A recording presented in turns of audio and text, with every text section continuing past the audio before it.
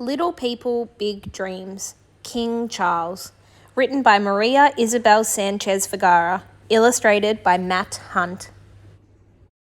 When little Charles Philip Arthur George was born, the bells at Westminster Abbey rang out for a royal birth. He was the first son of the future Queen of the United Kingdom, which meant he would one day be king. His mother became queen when he was 3, and he was named Prince of Wales 6 years later. While his parents were busy with their royal duties, the Queen's mother gave him all the hugs he needed. She also encouraged his love for art, music, and nature. His father was a practical man who wanted his son to stand on his own 2 feet, so he sent him to a boarding school where the future king could rub shoulders with other boys. Far from home, Charles felt quite alone. Things got better when Charles decided to go to university in Cambridge. He studied history and became the first royal to earn a degree. In his spare time, he explored his artistic side, performing in plays and concerts. Hoping to be a good prince for the Welsh, Charles spent some time studying at a university in Wales. He wanted to learn about its people and its language, but many were not happy with his visit, and he was met by furious protesters. To get away from the attention, Charles took long walks into the mountains.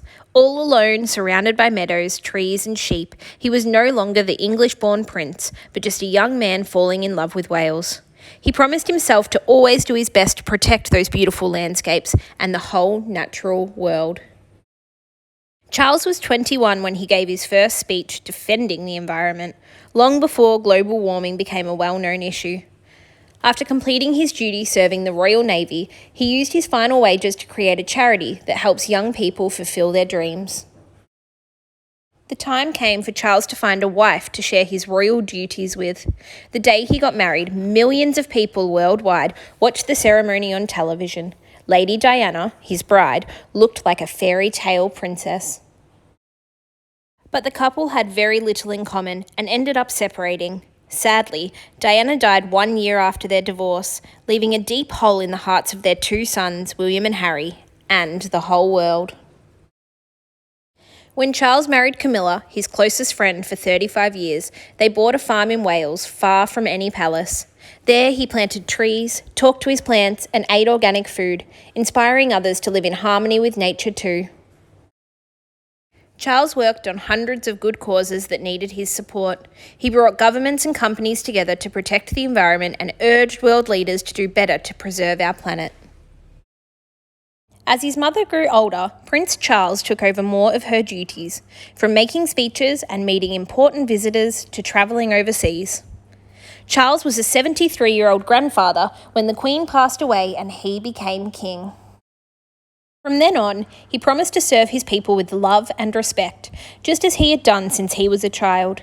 It had been a long journey for little Charles, and after a lifetime of preparing for the job, he hoped not to let anyone down. Charles Philip Arthur George was born at Buckingham Palace in London on 14th November 1948. He was the eldest son of Queen Elizabeth II, then Princess Elizabeth, and Prince Philip, Duke of Edinburgh. When King George died in 1952, Elizabeth became Queen of the United Kingdom, making 3-year-old Charles the heir to the throne. He spent his early childhood at Buckingham Palace with his younger sister Anne, but was soon sent to boarding school in Berkshire a week before his 8th birthday. Later, he joined his father's old school, Gordonston, where he spent 5 years. After graduating from Cambridge University, Charles followed the family tradition of serving in the armed forces, training as a jet and helicopter pilot. In 1981, he married Lady Diana Spencer, and the couple had 2 sons together before divorcing in 1996. He married his long-standing friend Camilla Parker Bowles 9 years later. On 8 September 2022, the Prince of Wales, the longest-serving heir in British history, became King Charles III following the death of his mother. During his time as Prince of Wales, he founded many charities, including the Prince's Trust, which helps vulnerable young people get jobs, education and training.